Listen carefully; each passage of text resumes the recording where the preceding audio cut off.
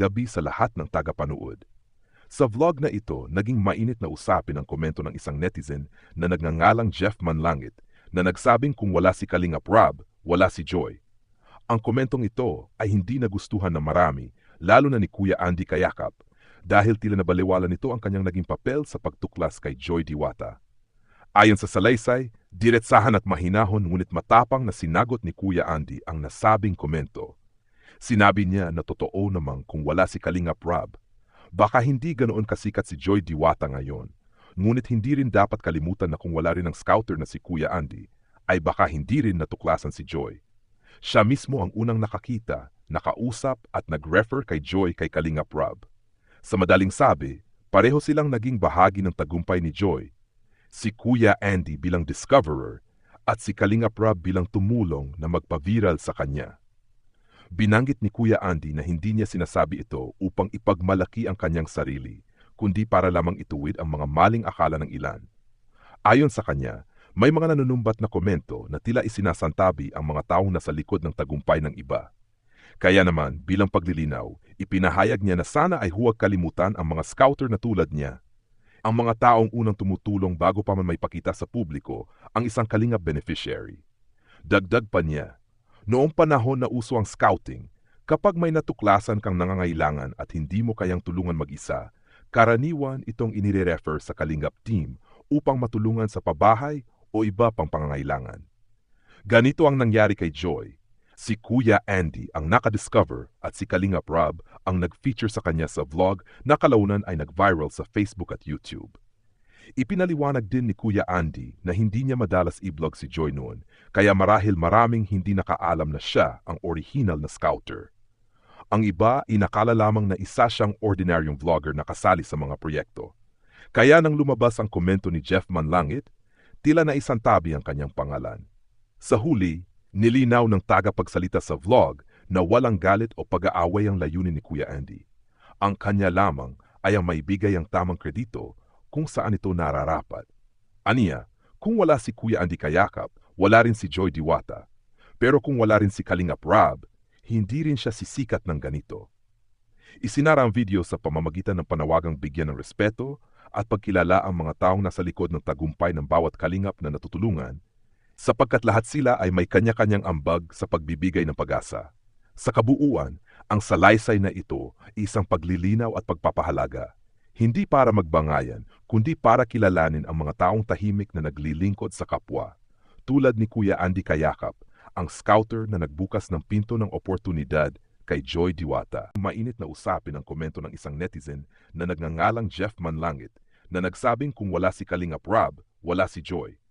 Ang komentong ito ay hindi nagustuhan ng marami, lalo na ni Kuya Andy Kayakap, dahil tila nabaliwala nito ang kanyang naging papel sa pagtuklas kay Joy Diwata. Ayon sa salaysay, diretsahan at mahinahon ngunit matapang na sinagot ni Kuya Andy ang nasabing komento. Sinabi niya na totoo namang kung wala si Kalingap Rob, baka hindi ganoon kasikat si Joy Diwata ngayon. Ngunit hindi rin dapat kalimutan na kung wala rin ang scouter na si Kuya Andy, ay baka hindi rin natuklasan si Joy. Siya mismo ang unang nakakita, nakausap at nag-refer kay Joy kay Kalingap Rob. Sa madaling sabi, pareho silang naging bahagi ng tagumpay ni Joy. Si Kuya Andy bilang discoverer at si Kalingap Rob bilang tumulong na magpa-viral sa kanya. Binanggit ni Kuya Andy na hindi niya sinasabi ito upang ipagmalaki ang kanyang sarili, kundi para lamang ituwid ang mga maling akala ng ilan. Ayon sa kanya, may mga nanunumbat na komento na tila isinasantabi ang mga taong nasa likod ng tagumpay ng iba. Kaya naman, bilang paglilinaw, ipinahayag niya na sana ay huwag kalimutan ang mga scouter na tulad niya. Ang mga taong unang tumutulong bago pa man may pakita sa publiko ang isang Kalingap beneficiary. Dagdag pa niya, noong panahon na uso ang scouting, kapag may natuklasan kang nangangailangan at hindi mo kayang tulungan mag-isa, karaniwan itong inire-refer sa Kalingap team upang matulungan sa pabahay o iba pang pangangailangan. Ganito ang nangyari kay Joy. Si Kuya Andy ang nakadiscover at si Kalingap Rob ang nag-feature sa kanya sa vlog na kalaunan ay nag-viral sa Facebook at YouTube. Ipinaliwanag din ni Kuya Andy na hindi niya madalas i-vlog si Joy noon, kaya marahil maraming hindi nakaalam na siya ang original na scouter. Ang iba inakala lamang na isa siyang ordinaryong vlogger na kasali sa mga proyekto. Kaya nang lumabas ang komento ni Jeff Manlangit, tila naisantabi ang kanyang pangalan. Sa huli, nilinaw ng tagapagsalita sa vlog na walang galit o pag-aaway ang layunin ni Kuya Andy. Ang kanya lamang ay ang maibigay ang tamang kredito kung saan ito nararapat. Aniya, kung wala si Kuya Andy Kayakap, wala rin si Joy Diwata. Pero kung wala rin si Kalingap Rob, hindi rin siya sisikat ng ganito. Isinara ang video sa pamamagitan ng panawagang bigyan ng respeto at pagkilala ang mga taong nasa likod ng tagumpay ng bawat kalingap na natutulungan, sapagkat lahat sila ay may kanya-kanyang ambag sa pagbibigay ng pag-asa. Sa kabuuan, ang salaysay na ito ay isang paglilinaw at pagpapahalaga, hindi para magbangayan, kundi para kilalanin ang mga taong tahimik na naglilingkod sa kapwa, tulad ni Kuya Andy Kayakap, ang scouter na nagbukas ng pinto ng oportunidad kay Joy Diwata, gabi sa lahat ng tagapanood. Sa vlog na ito, naging mainit na usapin ang komento ng isang netizen na nagngangalang Jeff Manlangit na nagsabing kung wala si Kalingap Rob, wala si Joy. Ang komentong ito ay hindi nagustuhan ng marami, lalo na ni Kuya Andy Kayakap, dahil tila nabaliwala nito ang kanyang naging papel sa pagtuklas kay Joy Diwata. Ayon sa salaysay, diretsahan at mahinahon ngunit matapang na sinagot ni Kuya Andy ang nasabing komento. Sinabi niya na totoo namang kung wala si Kalingap Rob, baka hindi ganoon kasikat si Joy Diwata ngayon. Ngunit hindi rin dapat kalimutan na kung wala rin ang scouter na si Kuya Andy, ay baka hindi rin natuklasan si Joy. Siya mismo ang unang nakakita, nakausap at nag-refer kay Joy kay Kalingap Rob.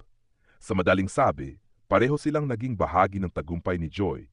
Si Kuya Andy bilang discoverer at si Kalingap Rob bilang tumulong na magpa-viral sa kanya. Binanggit ni Kuya Andy na hindi niya sinasabi ito upang ipagmalaki ang kanyang sarili, kundi para lamang ituwid ang mga maling akala ng ilan. Ayon sa kanya, may mga nanunumbat na komento na tila isinasantabi ang mga taong nasa likod ng tagumpay ng iba. Kaya naman, bilang paglilinaw, ipinahayag niya na sana ay huwag kalimutan ang mga scouter na tulad niya. Ang mga taong unang tumutulong bago pa man may pakita sa publiko ang isang kalingap beneficiary. Dagdag pa niya, noong panahon na uso ang scouting, kapag may natuklasan kang nangangailangan at hindi mo kayang tulungan mag-isa, karaniwan itong inire-refer sa kalingap team upang matulungan sa pabahay o iba pang pangangailangan. Ganito ang nangyari kay Joy. Si Kuya Andy ang nakadiscover at si Kalingap Rob ang nag-feature sa kanya sa vlog na kalaunan ay nag-viral sa Facebook at YouTube. Ipinaliwanag din ni Kuya Andy na hindi niya madalas i-vlog si Joy noon, kaya marahil maraming hindi nakaalam na siya ang original na scouter. Ang iba inakala lamang na isa siyang ordinaryong vlogger na kasali sa mga proyekto.